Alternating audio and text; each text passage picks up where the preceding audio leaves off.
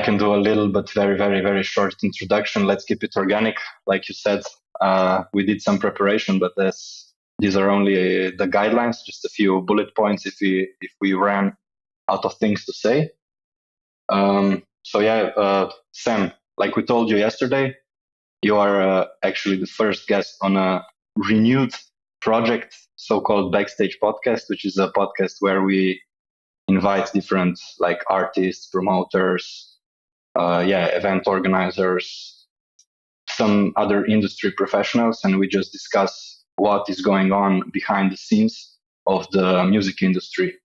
Because when we go to an event, it's very logical to us that everything is there, all the equipment is there, all the artists are there, all the artists play their music, but in reality, behind the scenes, a lot is going on. So this is just offering audience some insights into what's going on behind the scenes. And very simple. And just having a friendly conversation, like maybe meeting new people. We obviously know each other already. You with Yuri, you worked a lot on music. And just a friendly conversation. Like, who are you? Who are we? What's up? Well, thanks for the introduction. First of all, it's an honor to be the first guest on this new podcast. I'm excited, so I'm ready to have a quick talk about music in general and whatever you would like to talk about. So let's go. That's perfect. So as David told us, this is I think, David, this is like the fourth official season. Am I right? Yeah. Officially, I think it's actually fifth, because we filmed the first 3 episodes live in Slovenia. We filmed them in person. And then 4th episode was kind of like vlogging style, because we were vlogging what we were doing a year and a half ago in Berlin when we were here on Erasmus working exchange. And then we started working on our own festival. And then since then, we never had the time, or never, let's put it that way, we never took the time to revive it again. And now that we are like physically separated and all this studio logistics would be a little too complicated, we said, okay, let's just focus on content and start doing this web-based conversations. So that's where we are right now. Yeah, so I think the most reasonable start to have for the 5th official season is where do we know each other from? So it's a funny story.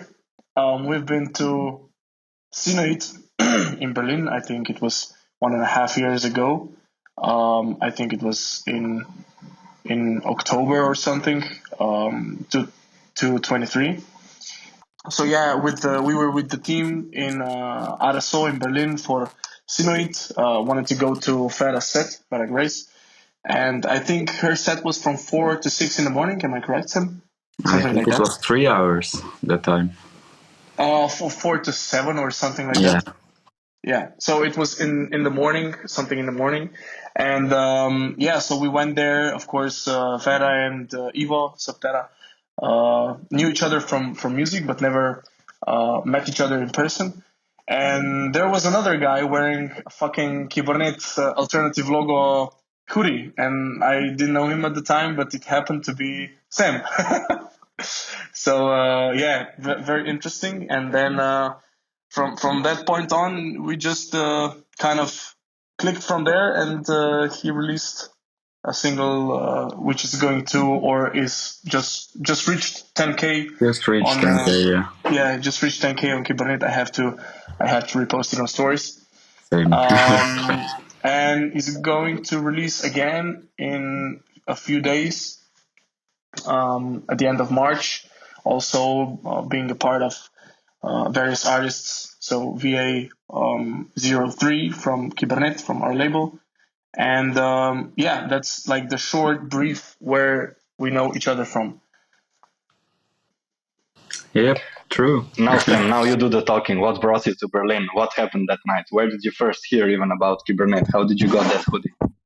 It's funny because I think I started realizing Subterra's music first After a while, I got more and more into music, and in general, I looked up to Kubernetes because it looked like a real label, like a label that put out music for the art and not for the fame. And in general, we had like discussions on WhatsApp, on Instagram, and it just felt really natural. And I love to have a connection and a deeper connection with a label that feels natural. So the decision was easy to release on Kubernetes label and to pursue this connection and collaboration between the two of us. So that's where it all started, exactly on that night. But we've talked a lot on Instagram and etc. So, but that's indeed how it started. Yeah, exactly. So when you mentioned that you were really looking for something, or just like more interested in something that felt more natural, as in creative wise, not like just some plastic output of content that some labels do. But also on the other hand, sometimes can also be hard because like younger DJs tend to like get nervous and want to get famous faster, you know. And it was really like the music prevailed in your situation, and I'm really proud and honored that I know you, because you still, in my opinion, you still, you know, pursue that sound, which is at the moment not very popular. It was a few years ago, but at the moment it's not the most popular shit. It's still more of a, kind of an underground, and it's very few of those people that are still doing that because they love the music, not because they love the fame, you know. Yep. It's about like putting soul into tracks, and I don't like to down talk like certain producers or certain labels. However, I think it's important because music is an art form, and people should see it as a proper art form and not like a product. However, it became a product, which is not a bad thing because people can live off their own ambition and their own music now, which is an amazing thing. However, like the soul that you put into music should be first, as always. If you earn from it or if you get big from it, happy for you. It's also I would love to live from my music, but the soul I want to have in my music will always be the first, or will always stand in the first place. So that's indeed how you said it. It is correct. And where do you pull your inspiration from for Well, that's a producing? hard question. I think from life in general, and this is maybe a stereotypical answer, but like from my emotions, how I feel from certain day to certain weeks, I can really hear it back in my productions, and that's also a thing I love when I listen to my old productions. I can like go back in time and feel like how I felt back then. So that's like a funny part of like creating something and creating something new. It's also to get back in time and just feel how you felt back then. But how do I get inspiration? It just comes naturally. It's just life. Yeah. Do you think that there's one theory that we're not the ones, we're not the one who is creating all the art, but just the medium that art is put through into this world? What do you think about that statement? Like, if I understand you correctly, so we are not the ones. So we are just the ones like creating it or deciding what we put out, or do I No, so understand you correctly? okay, let me I was not very clear. So one theory is that human brain or human soul is not creating ideas and putting it out to be present in this world in like hearing form or visual form, but we are just the mediums that the universe uses to put art out, to put the ideas and all the creativity through, you know. I think it's the most fun part of being a human being, to create something new. And I think indeed, like, we are put on this earth, and maybe not necessarily everyone, but I think if you have that feeling that you want to create something, go for it. Because I think that's the most, you'll get the most satisfaction out of it if you create new stuff, especially if other people on this earth could get happy of it, or from your art. I think it's the most satisfying job that you can get. But this doesn't necessarily mean that you have to do it in music, but this could be anything, like painting or creating music or whatever. Just anything about creating something new is unique in my opinion. So this could be definitely an option if you put it in this regard.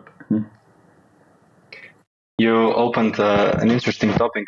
I think you said nature. I wanted to ask you, how do you think that your parents, being artists themselves, affected you as like now being an artist and creating? Because I remember in your studios there's really, really amazing how you say, not photos, but like creations. Well. Yeah, the creations of nature and themselves, they are really inspiring. Yeah. No, I love my parents. But now you're going deep, and indeed I love it. So don't worry. But when I was young, my parents always told me, and this is maybe controversial to most parents in the world, most parents, if I understand from my surroundings, most parents say to their kids, like, do something that makes money, or do something that's secure or something. And my parents always told me, do something that makes you happy. And it took me a while to figure this out, because I was going to school. Now I finally graduated, which was such a big side quest. But I did it. And now I can fully focus on my music, and I'm so happy, like, not exaggerating, but I'm so happy to focus every day on my music and just live life how I intended it to be. So I'm really blessed with my parents, and also I can use their studio for producing, so my neighbors don't get too mad. So I'm really happy about my parents, and also their like how they taught me some ways and some certain stuff about life, which is really inspiring. Definitely. Yeah, now this leads us into another example. I was just checking your Instagram a little earlier, and I remembered again a very nice photo of Amsterdam dance event where I think you brought your mom to the gig. Yep. I thought that was really, really kind and really special. Yeah, well, my mom is coming more often now.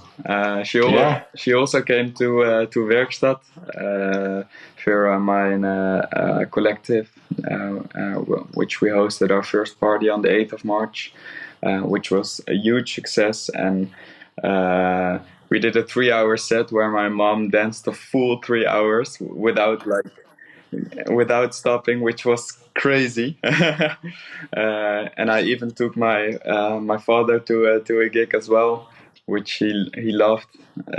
So I tried to take them with me.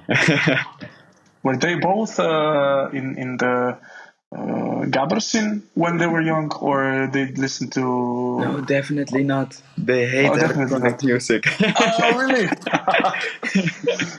No, definitely not. This is like, I don't know why I got so attracted to electronic music. I started listening from a young age, but I always played guitar from when I was really young. My mom was into like dancing, but more like classical salsa and stuff, but never electronic. I never had to put electronic music on to make them happy. They didn't like it. But they are liking it more and more, especially when they see me produce and they hear my productions getting better.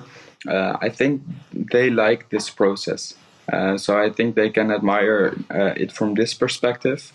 Um, and also seeing your kid uh, playing in front of a crowd and making people happy, it's I think it's also for them fun to watch. Yeah, I just wanted to ask you, how was the Werkstatt? Werkstatt was really nice. We eventually even sold out, which was crazy. We never anticipated like such a big attraction of people, but musical wise, it was so nice. Oshpiel did such a nice set, and some was crazy as always. It's like a master behind his whole workstation. And then Krista was also so amazing. She loved it as well. She she even said like it was one of her favorite gigs, which means a lot, especially from like starting collective. Um, no, but all in all, it was a big success, and we loved it musically wise. That's awesome. Like what we've been talking about, not in the podcast, but before on the phone a few times. You were saying that Werkstatt is like the new idea of an older sound, and bringing back like the older neo-industrial, which kind of left the scene a few months, maybe a year ago. And I'm really happy that it turned out to be a sold out event with such a good performances. Congratulations, man. Yeah, thanks, man. I really And appreciate it. why Radion Club? How did that come along? Good question. That's a bit of a long story. When I was visiting Radion for myself, I went to Freddy K for myself, and I met Jesse. Freddy K, yeah. Yeah, Freddy K all night long was really amazing. But I really met Jesse back then. Jesse is Maroon, uh, groovy DJ, really lovely Is, soul. is he is he a booker of No, no, Radion no, Club? no, no. Maroon is a DJ. I know, but is he also a booker? No, no, no. But this this comes later. Okay, But we okay. started talking, and we really felt a connection because he loved my story, music-wise, and my ambitions for creating something new within the scene. So he sent a message to Isabel, and Isabel is a really big part of Radion. Then me and Isabel, together with Jan, also from Radion, came to sit down, and then later on also with Vera, and that's how things started. But it all started with like a quick message from Jesse, from Maron to Isabel, which was That's amazing. crazy. Yeah. That's awesome because when we started with Kubernetes and even before that with the Strifix, we were more focusing on like harder stuff. But now when we get kind of quote unquote older, we tend to like water that hardness down to still fast but a bit softer sounds and stuff to so you can dance longer on the dance floors. And we've just been like, me personally, I've been listening to Maron's sets like Vinti Dance and all those podcasts, crazy. And for you to like mention it and like how small is the scene that some young producer who is mostly involved into like industrial stuff meets Maron, who is like almost the total opposite of the sound, like all polished and groovy and like happy and dancey. like to connect. It's just crazy, and it really amazes me every time when we talk to other guys, like how small is the scene. And that's maybe my next question. When people look at the scene but are just like the normal visitors, how would you describe the scene as someone who is being a part of it and someone who lives in Amsterdam? Is it very small? Do everyone know each other? What's your relation to the That's a scene? good question. But like from my perspective, I see it as a really small scene. I even see like most of the DJs and producers out there. I know them also on a personal level, which is crazy. And you start to think like, oh, is everyone a producer and DJ? But of course, this is not the case. Like, there's a big crowd, and a lot of people don't know like all these producers and stuff. But it's just the scene that you want to get involved in, where you also attract people. My whole friend group shifted as well from people that were nothing in well. This is maybe sounding a bit talking down, but they weren't involved in the musical scene.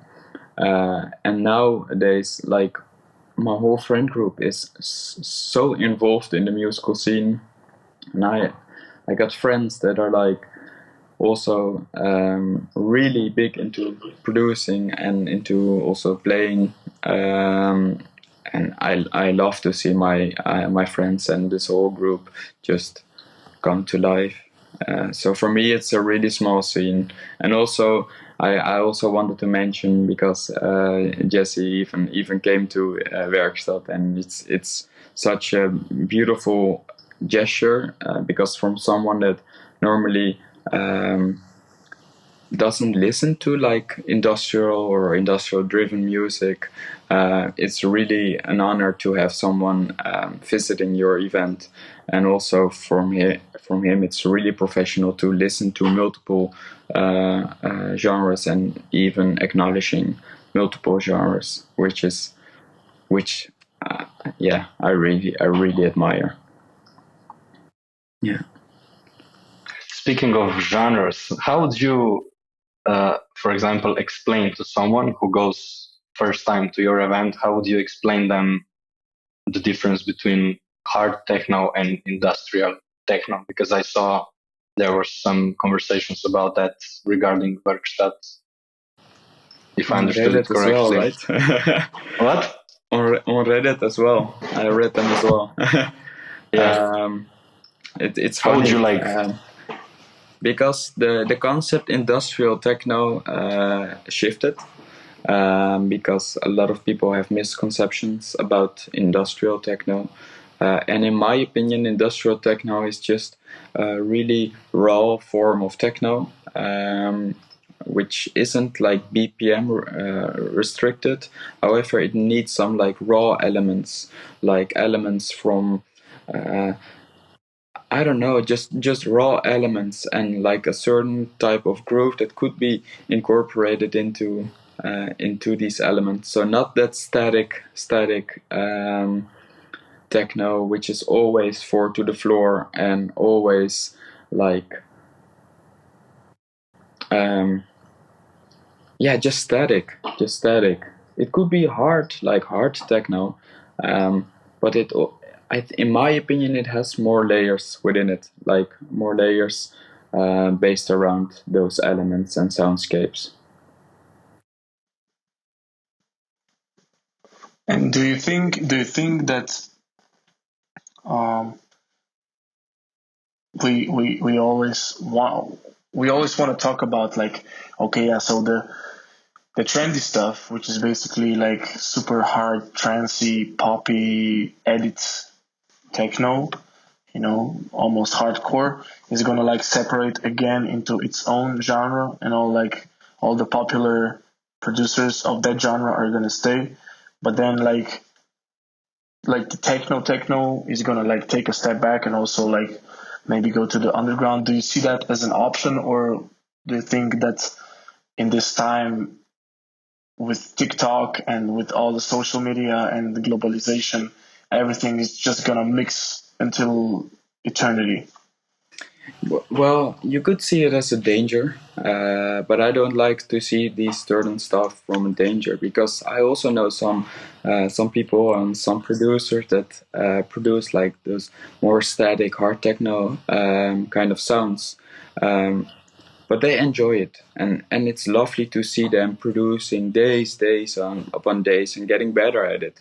So I don't like to discriminate on like a certain sound, but I don't want to see like industrial driven music, how I want to make it industrial driven. I don't want to see that vanish. So I like to like pioneer into a new direction, and it's okay that these new subgenres are being created. Um, People should just play and make what they want, and that also includes myself. So I want to create a new subgenre named industrial drive, and I want to let people know that there's more, and just to broaden up like musical subgenres. So I see it as an option to pioneer into a new direction. Interesting. Yeah, if you allow me to quote you quickly, and then we can again expand on it. You said, I mean, Of course. it's written. I think Werkstatt has potential to serve as a place for artists to explore the depths of their own creativity, of their sound. How would you expand that thought about Werkstatt? Um, yeah, this is a quote from Werkstatt. It's on the page. We'd love to see artists not get limited by a lineup. So we are booking artists that we really think fit in Werkstatt's genre. So in the genre of like an industrial driven soundscape.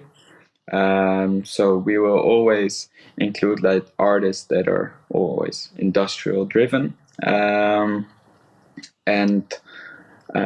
we want to we don't want to have like a limit for someone to play a certain BPM or play a certain sound, or we just want artists to play whatever they want to play, because we know that the artists we book will fit into the lineup. So it's a job for the booking agent and for the bookers, us, to have artists that fit into a certain lineup. But other than that, they just can play however they want and whatever they want. And it's also you heard it in Werkstatt. Next time you guys should come. But yeah, but you really hear like people opening their ears, and it's fun to see people experiencing like new sounds. Which is amazing to see. I think the possibility of Werkstatt, as you described it, and as the concept goes, is fucking brilliant for all those like artists who had started, with the neo industrial wave, and also like the older ones to like really, as you said, play whatever as themselves. I mean, if they want to play like the fast stuff, let them play it.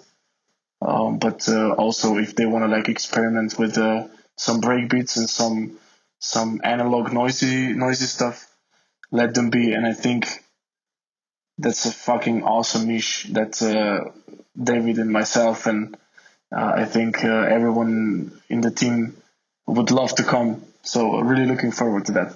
Yeah, thanks. So, and do you have with Werkstatt, for example, as it's a very young project, do you have any, apart from the artistic vision that we mentioned, do you have any other goals connected to it? Like, for example, expanding later as a brand to tour around the clubs, or is that too early to talk about? Ooh, we got a lot of messages like expanding to different countries. We got like messages, please come to Germany. I'm done with X sound or Y sound. So we'll see just how it goes. For now, I think Radion is the perfect fit. It's a lovely, amazing club.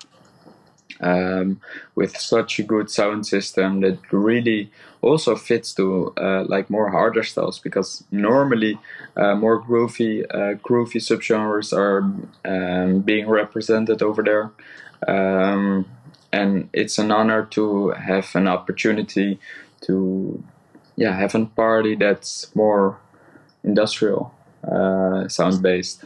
So that's a big opportunity, and for now, I think Radion is the perfect fit.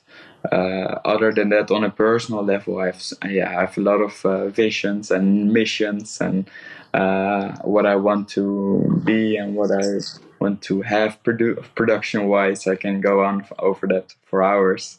But for Werkstatt, I think now Radion, and maybe we can grow later on. Of course, just taking it step by the step, exactly. One party at a time. That's something that we also learned. I mean, it's good to have a vision. It's obviously, it can be helpful to have goals, but in the end of the day, doing each event on its own and making it perfect. And maybe no need to expand too fast if you will see it, but just like making slow and solid steps. And what's actually the meaning of Werkstatt? A good question. Werkstatt means workplace in German. Werkplatz in Dutch. We don't like the Dutch sound of it, actually, Werkplatz. We just wanted Werkstatt, which means like more rough. But a workshop is a place where new ideas are created. So this is the first meaning. Other than that, a lot of industrial sounds really come from the most raw, untamed sound from a workshop, like nails getting, or screws, or whatever, like those really, really raw sounds from a workshop that get represented in industrial soundscapes. We thought it would be an amazing fit to have a name that represents those sounds, but also from a marketing level, if I can say this, we really try to incorporate the name into the visuals that you see online. So on our Instagram, we shot all those shots ourselves together with a friend of my brother and another friend from Radion and us did artworks, and you can really see the industrial coming through into those designs. Yeah, exactly. Smells like a collab right there, branding wise. Really, sound wise, design wise, machine wise, anything. And do you think that your back to back with Vera is gonna be like the core of this concept? How do you see it right now? I don't think we need to play back to back every time. We love playing back to back because our synergy. I really love playing together with Vera because we understand each other on a musical level, which is amazing, and it's rare to see this these days. So first of all, I really admire playing together with Vera because she understands me and I understand her on a musical level. But I think it's also interesting to play separately from each other on certain editions. But it definitely won't be our last time playing back to back. Sure. And was Soenda Festival your first back to back, or did you do it anywhere before? No, that was our first back to back. Yeah. And where did you get even the idea? How did it came to it to say like, hey, let's do a back to back? I didn't even know. They asked Volted Agency back then to Vera, hey, would you like playing back to back together with Sam? but I didn't even know. Vera told me, "Hey, did you hear this and this and that?" And I was like, "What? What?" So you just arrived there with an USB. Yeah, let's go. Yeah. Well, All of right. course, there were some months prior Yeah. to that, but getting the news was funny because I heard it through Vera and not through like the agency or through the festival itself. And before that, I did play on the talent stage of Sunda, so that's also made it easier to be in that position. But it's a lovely team, Sunda. Oh, it's spelled Sunda. Sunda, yeah. Sunda. Okay. It might be a bit harder to remember because we were always saying Sunda, but Sunda it is. So that's maybe a basic question, but like so far you have played. What do you prefer? Of course, there's nights that also the festival meets like the best energy and everything. But which one do you prefer? Small clubs and intimate vibes or big festivals? Um, it really depends on the party, because there's the factor of like having such a big impact on so many people, which is an amazing thing in my opinion. It feels amazing. Also for like for example, like I played in Now and Wow for Pact, which was amazing to actually play for this type of crowd. It's like a big crowd that you just you get up to the stage and you think like, wow, I'm standing here. But other than that, I think the intimate level of like playing in a club like Radion is so much fun. I I really can't choose. I like it both. I just like making people happy with my music, and playing on letting people hear new sounds. I think making people happy nonetheless will just make me happy. Absolutely. Yeah, Yeah, and I sorry, I think couldn't give you like I like this more, but I really No, of can't course decide. that's why I asked you because I kind of knew that you're gonna answer that it's not the case. Like even the festival can bring out the energy as well as the club, and sometimes the club does not hit as it should. But it just depends on the night, as you said. Yeah. And maybe I need if I play 4 or 5 more years later on, maybe I have a concrete answer to answer. So Oh, I forgot to ask how do you know Vera? Where did you meet? Is she an old friend of yours or? she's an old friend. I think around 4 or 5 years. Yeah, well, time goes by so quickly. Um, yeah, I don't know the exact date or something where we met, but it's just a friend group that got created where also Vera is in, Dennis is also in. Yeah. It's like one big friend group with people like building up on each other. It's like one big friend group that just got created and keeps on getting bigger. So you met where did you meet like and like of course you had a lot of same thinking I suppose with all the music but like was it just like by the way or reference from a friend or Uh, the first time I even heard from Vera is via an old friend of mine, and we were going to Possession in Paris. I think around COVID or something, or pre-COVID. Um, and I heard Vera, and I 2 weeks later or something, we just were on the same place, and we just started talking, and it was. I don't know the exact date how we met, or it is really rare for me to recognize these like certain times. It just happens. yeah sometimes when it just happens is the most natural. True, true. Well, in our case, like in Edison, it was really like a moment that we met each other. So that was something I can recall for a lot of times. Yeah, I But just Vera like and I met, I don't know actually. I vividly remember when we were standing in front of the bar, and those concrete like tables, Yeah, and you and our friend Stash, David Stash, Yeah, pulled I know out Kustash. I was just like stopping to and he had snooze. yeah, And Farah was yeah, like, you also have snooze. And I remember it. And yeah, that was awesome. And then it just like felt natural to talk to you about the scene and the music and stuff. yeah. Thanks. Likewise, really. Thank you so much.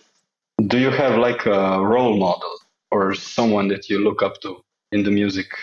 Some qualities that you wanna like Mm, have? there's a lot of people, even like smaller producers.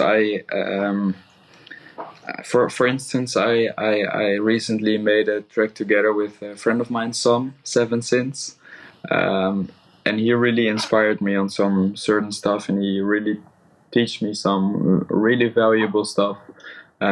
So role models, I even got smaller like artists, which are really role models to me. For instance, Sam Seven Sins, but mostly producers. Like the whole Demian Records part, I really admire. Subverted Kybernet team, etc., are like really a lot of people that I really look up to. Yeah.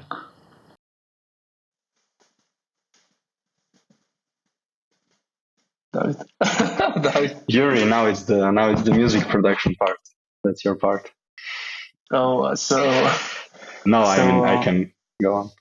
now, so how was Ableton your first DAW you picked up, or was anything else beforehand? No, I really well from a musical perspective. I play guitar for like all my life, but I switched to electronic music around 4 years ago. So I've been producing around 4 years, almost 4 years, I think. And I started on Ableton. I started on Ableton 10 and got to 11, and now there's even 12, but I haven't upgraded yet. Yeah, just wanted to ask if you have updated, but you already answered. So Yeah. No, I still stick to 11. It's too expensive to upgrade for such little things. So yeah. I managed. And when you start, the ratio between like good things you make and bad things.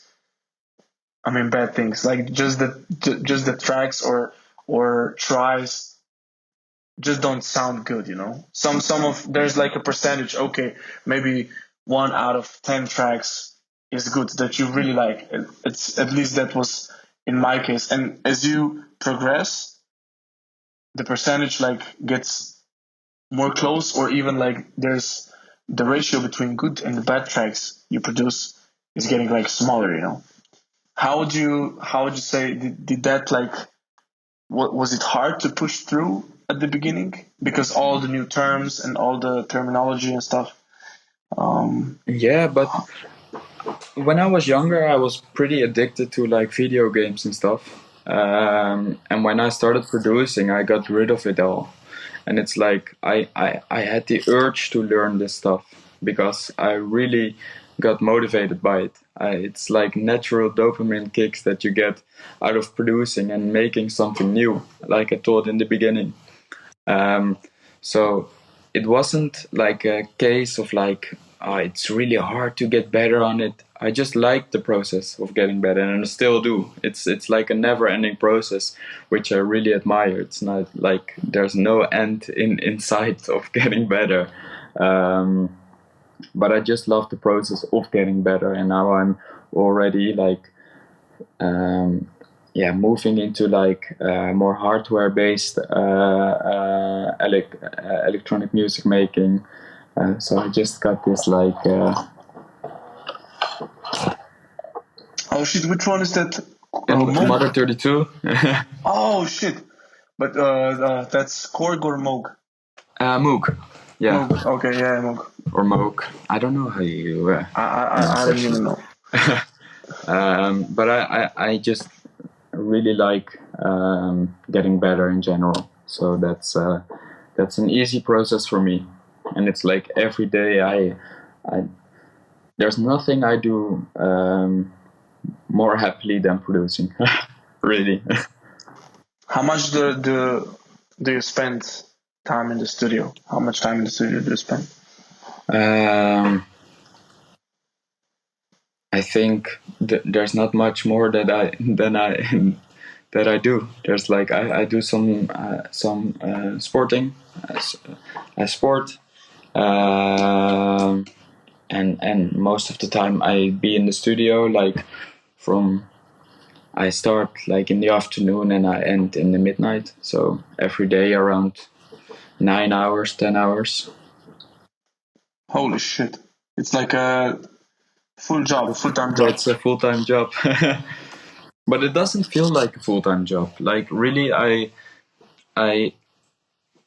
it's like a moment for myself. I start making dinner, and then I have like I watch a small movie, and then I go producing again. And I was like, yeah, why did I watch like a small YouTube video or something? I was like, yeah, fuck it. I much rather produce. So it's a whole process of getting better and training your ears, etc. Yeah.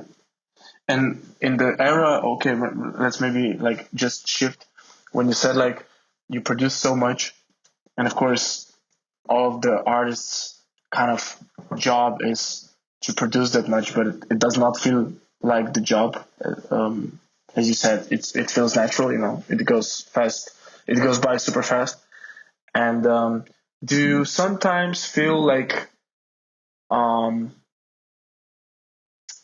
you're not on the right path, as in terms of you're not getting certain gigs, or you're not getting as much gigs as you wanted to?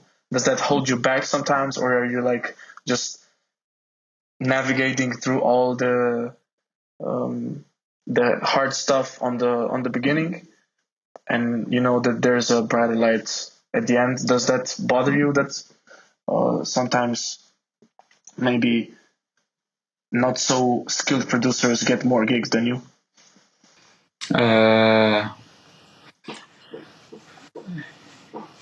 That's don't be humble. Don't be humble.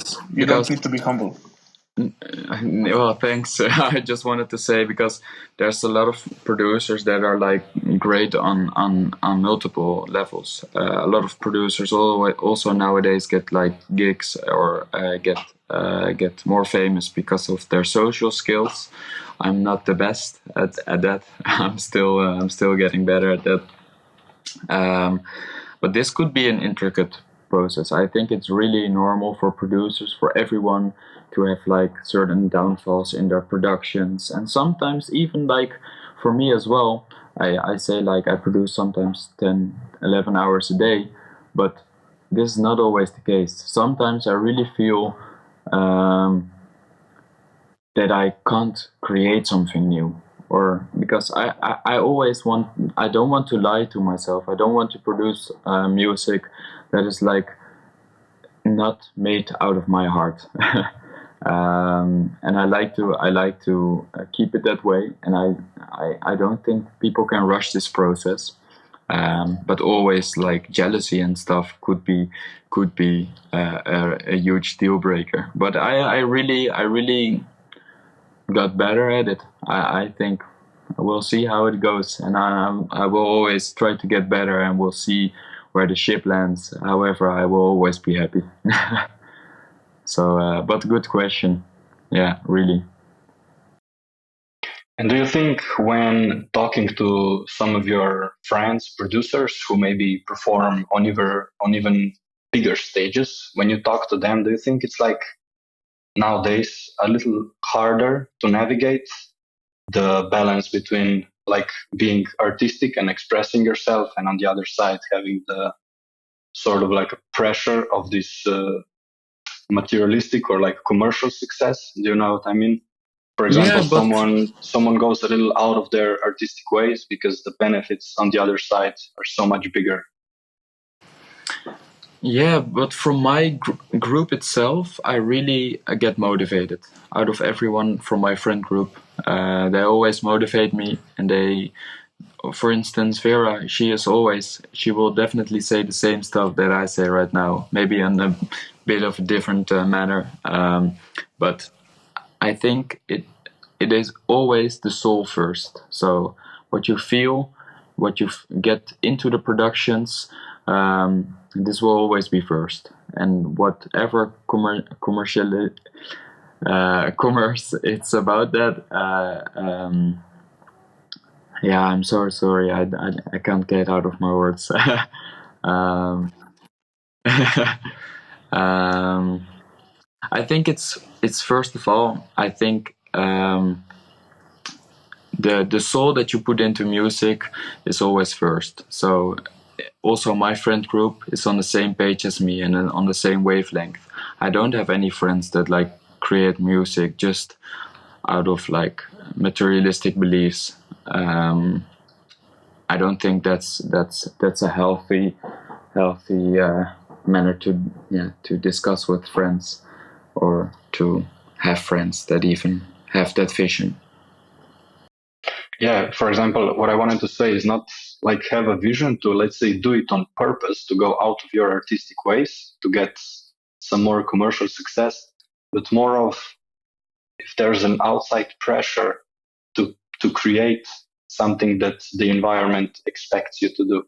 For example, if some artists they get successful with one style, and then in 2 years they are human, they can get bored to it, but the environment and all the pressure doesn't allow them, and they still are forced, to put out something that made them successful, but now it doesn't make them happy anymore. I mean, to me, I think that can be the case with quite some people today. Yeah. There's also bigger artists which this happened to. However, on one case they could be lying to themselves, and on the other case they are doing it on purpose. So I think it could make them happy. I don't know how people are built and how people are thinking, but even bigger artists, they can change style-wise. But like I said earlier, it's not a bad thing. Like, people just need to play whatever they want and whatever they like. However, they don't need to be lying to themselves. If they get really happy from a certain style, or like maybe a style that is currently trendy, just go for it. But don't lie to yourself. Just play what you want to play. So good said. I don't know how to say it. Amazing. Or play what you don't want to play, but just don't tell it to yourself that you like it. Play what you don't like, but at least don't lie to yourself. That's what you meant, probably. Yeah, but because no, but like, if you play what you don't like, then you're lying to yourself. So play what you like. Really. Don't lie to yourself on what you like. Because there's also bigger producers in the scene that I know that are playing this new type of sound, or this new wave, which is, and I'm talking like a new wave. I'm still young. I got into techno like, I don't know how long ago. I think 6-7 years ago, and so this is not long from a techno perspective. So I should be humble with saying this, but people are going on a after COVID era wave, if I can say it this way. But it's not a bad thing if you like this sound. So don't play a sound because other people like it, but just be true to yourself. And this could be the case with any genre and any subgenre and any music, musical way. Yeah, because I also know a few examples without the names. I know a few examples who are true to themselves, but the truth is that they want to play big stages. They don't necessarily like what they what music they play, but their truth is they want big stages. So this still to me is kind of truth, and kind of being true to yourself, because you don't tell it to yourself, oh no, I play this music because I like it. No, you don't like it, but you still you still get to experience the big showman business. Yeah, but the big showman business is your truth, Yeah. So you're still like being true to yourself. You don't tell that's yourself. Funny. Yeah, that's true. Okay, that's what I wanted think to we can. get off. I think to open a discussion, we can like separate the two truths.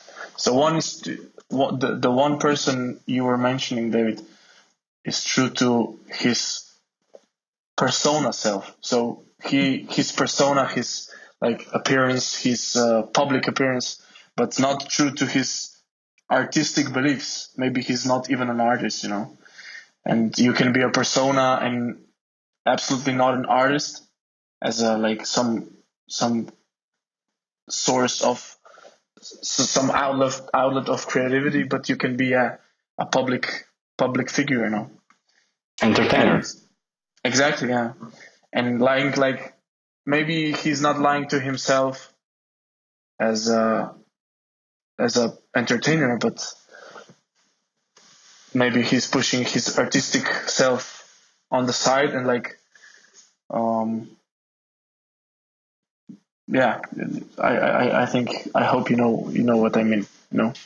Yeah, of course. And I really liked your way of saying this, like he likes, or he or she likes, or they like playing on big stages. And this could be the case, and indeed you could be a showman, and we also need showmans or show people because there are people that like it.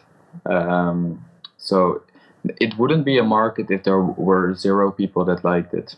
However, I think it's necessary to keep on letting people in general know that there's so much out there, that there's so much subgenres, and maybe they will discover something that they like even more than what they used to listen to. I also narrowed my whole musical vision and my whole musical background down to this, what it is now. I have a vision of creating a new subgenre, industrial drive, and I think it's important for me to stay true to that because I love it. I love this sound. But back in the day, I wasn't even listening to techno when I was 13, 14. So, yeah, musical preferences change. And I just think people, and especially artists, don't need to lie to themselves. Just do whatever makes you happy, but don't lie to yourself. But it's a funny way how you told it, because some people also might just enjoy a big stage, which I do too. I think it's natural. Yeah, that's why I wanted to put it out, because I think there's different levels and different sections to what makes a performance. It's obviously the musical, of course, but then on the other side, at the end, it's still, if you go outside of your producing studio, this is a business. You can't deny it, right? So, you get paid, promoter needs to sell tickets. So it's different levels of making it.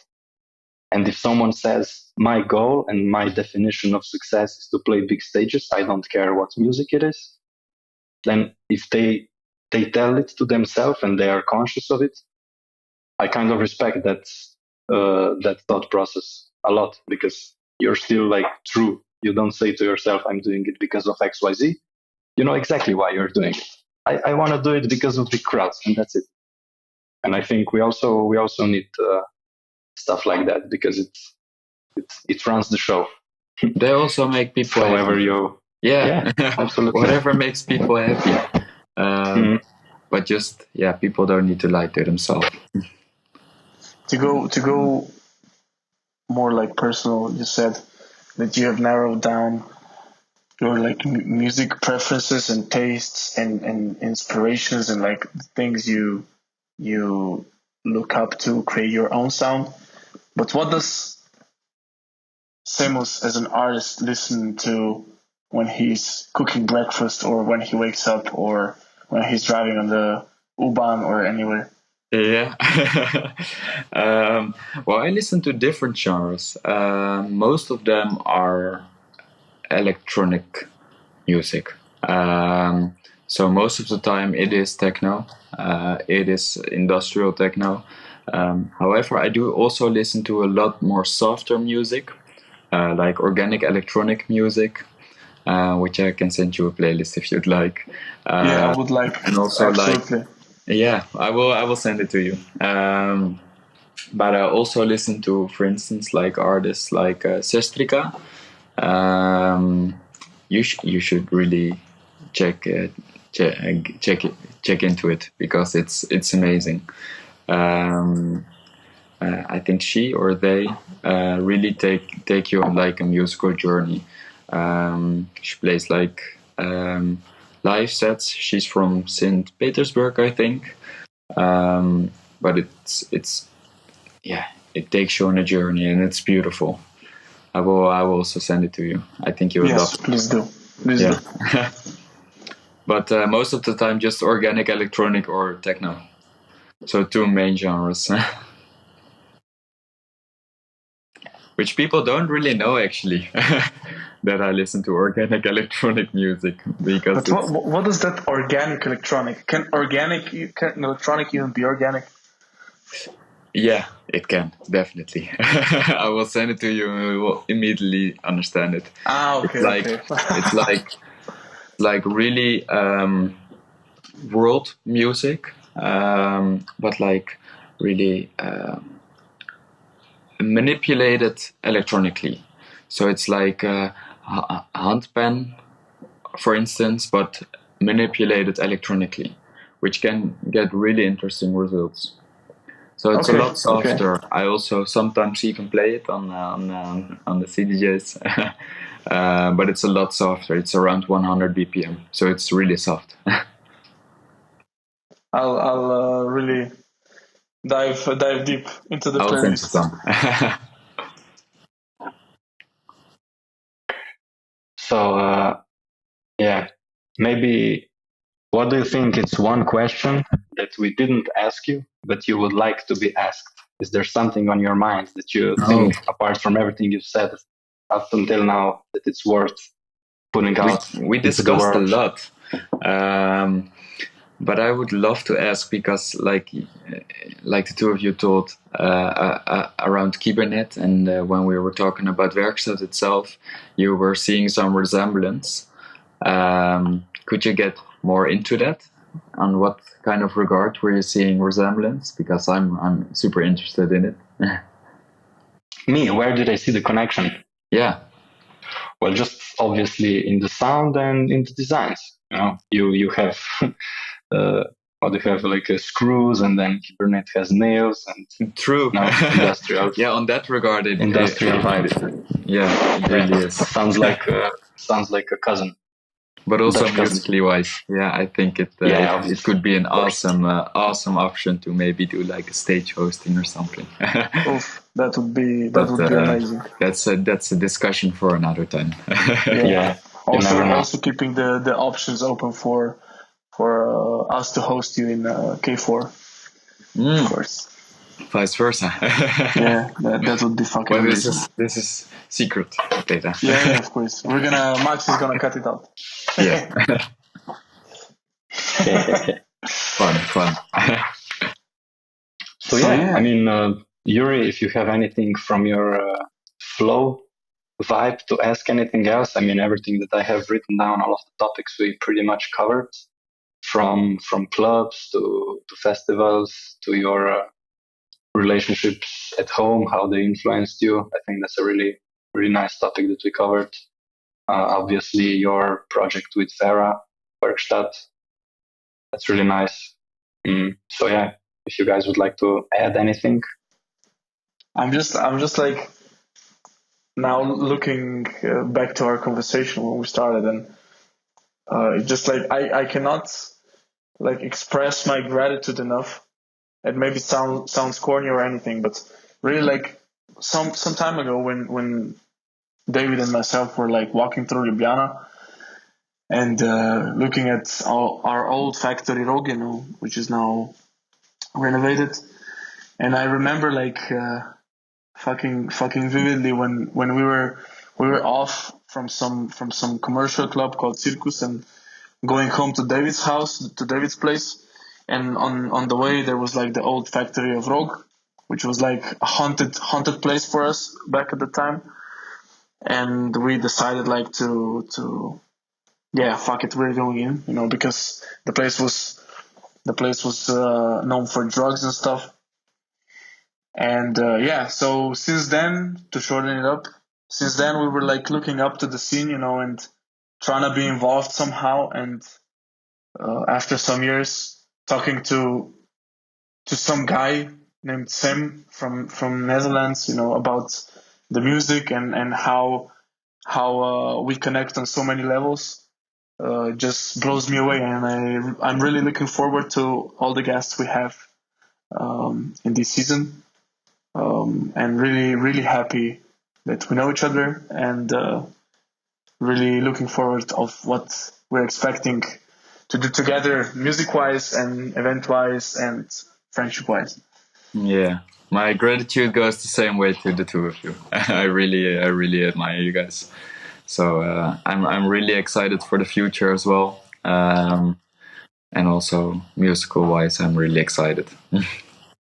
You know what I'm excited about? Tell me. 10th of May when you come to Berlin. Okay. I should come. Yeah, true. I'm down. Yeah. When I don't have a booking, I'm definitely coming. Stay here. Well, now, Max will cut it out and send it to me. I'm supporting both ways. If you get the booking, awesome. If you're coming, even more awesome. Yeah. So yeah. That being said, David, yeah, I think thanks for trusting us with your time. It was very, how to say, ad hoc. It was very, very short notice. Very grateful for your time and for your energy. Yeah, don't thank me. I like having these conversations. So absolutely, pleasure. Likewise.